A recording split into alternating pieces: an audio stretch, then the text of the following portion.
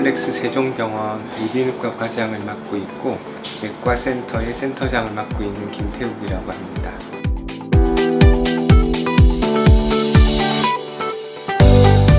네, 말 그대로 편도 아데노이드 조직이 커져 있는 것을 말하는 것이고, 편도라는 것은 입천장 주변에 있는 면역성 조직, 1차 면역기관을 이야기하는 것인데, 구개편도라고 해서 목전 옆에 있는 편도선, 그리고 귀인두관 옆에 있는 인두관 편도, 아데노이드, 혀뿌리 쪽에 있는 혀편도 등을 말합니다. 그러한 조직들이 커져 있는 것을 편도 아데노이드 비대증이라고 합니다.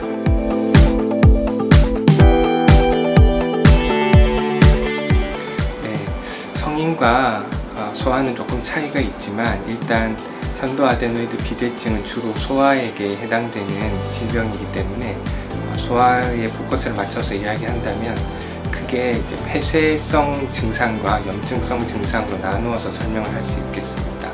폐쇄성 증상은 말 그대로 크기가 커져서 그로 인한 문제를 일으키는 경우를 말하고, 아데노이드가 커져서 코로 숨을 잘 쉴 수 없다고 한다거나, 아니면 편도나 아데노이드 비대로 인해서 수면 중에 코골이가 심하고 또 무호흡 같은 것이 발생하는 경우, 이런 증상이 폐쇄성 증상이고, 이런 경우에 이제 수술을 하게 되고, 또 염증으로 인한 문제는 크기가 조금 크지 않다 하더라도 잦은 중이염이라든가 편도선염, 부비동염을 자꾸 이렇게 일으킨다던가 하는 경우에는 수술을 할 수가 있겠습니다.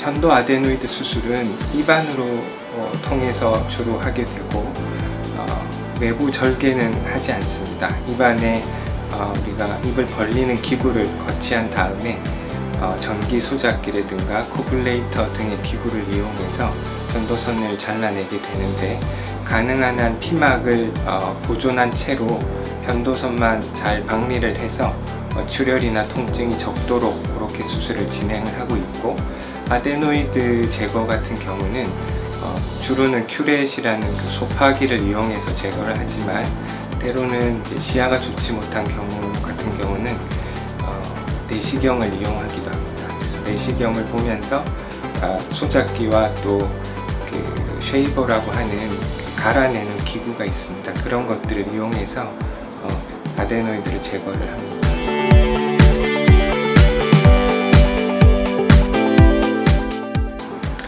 편도선의 그 역할에 대해서는 일단 1차 면역기관이라고 우리가 알려져 있긴 하지만 아직 그 역할이 좀 불분명합니다.